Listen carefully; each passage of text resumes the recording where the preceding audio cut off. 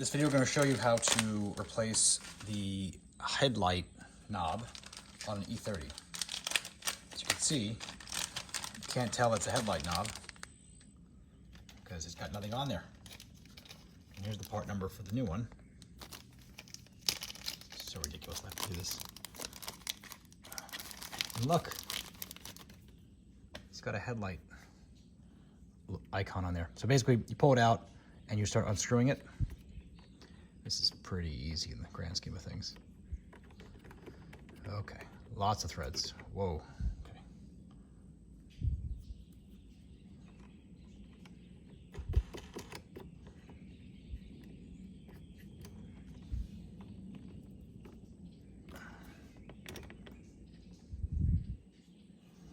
That's it. This one's so, I'm trying to look. I don't know if it was blank on default or if it just wore away, but it's gone now.